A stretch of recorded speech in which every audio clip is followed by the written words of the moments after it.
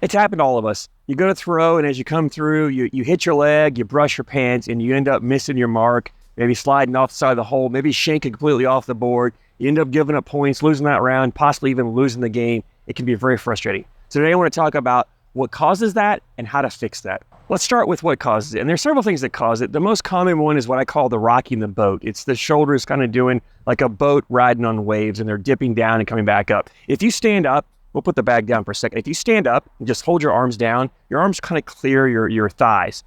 Dip down that shoulder, and now you see my arm is now closer to my thigh. My low shoulder, my arm comes closer. A high one, I get more room. So when you throw, if you're going to throw and you dip down, you're coming in. You're now reducing what clearance you have, and you're bringing your arm closer to your leg. This has been something that I've fought throughout my career of throwing. If you go back and watch some old reviews, you'll see I had a little bit of a shoulder dip. I still, to this day, every now and then, I'll start getting a dip in, and I have to consciously be aware of it and take it out. You'll even notice that my right foot, my back foot, I've slowly moved further and further behind me to give myself more clearance, because it's something I've really struggled with.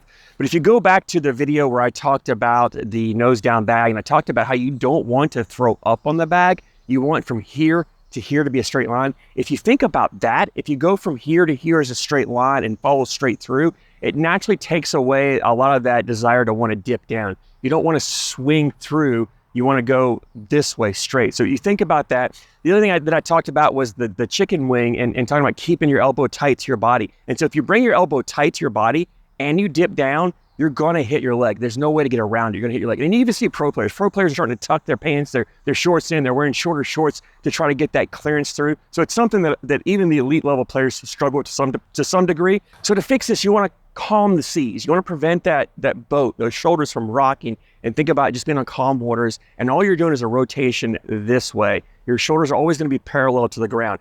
It's going to be a change if you're one of those players who really does that severe dip. It's going to take a while, a lot of practice, a lot of time. And what I always recommend people is when you make a change like this, don't go out there and try to throw the full 27 feet to the board. Just get up there and just do some short, easy throws. And just all I want you to start out with is just use your arm swing. Don't even rotate your shoulders. Keep your shoulders locked and just get a feel for doing this. Practice doing this, and you can throw bags, right? You can just get up there and just chuck bags. They don't have to go all the way to the board. If you can get to the board, great, but it doesn't matter. Just practice doing that arm swing. You can even do it in the house. Throw the bags on your couch or a chair and just keep those shoulders as calm as you can. And then as you get better, you can progressively try to throw further and further until you can get the full 27 feet. Now, you're eventually going to want to add in kind of that twisting, because as you reach out, you want to extend, and that's going to give you that rotation, that twist of the shoulders. But you always want to keep your shoulders parallel to the ground. You want to minimize as much of that dip as you can. The other thing you can do is put your throwing leg forward in your stance. That's going to give you more clearance to clear by your leg. It's also going to give you a better extension when you release,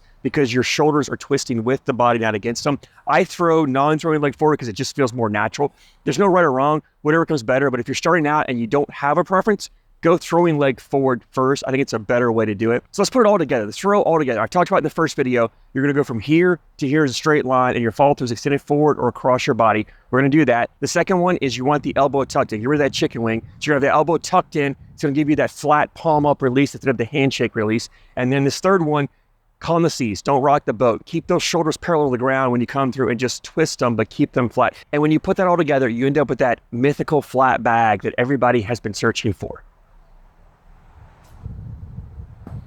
For those of you who don't struggle with the rocking the boat issue, but you may have another problem, drop a comment down below. Let me know what the number one issue is in your throw. What's the one thing stopping you from the perfect throw?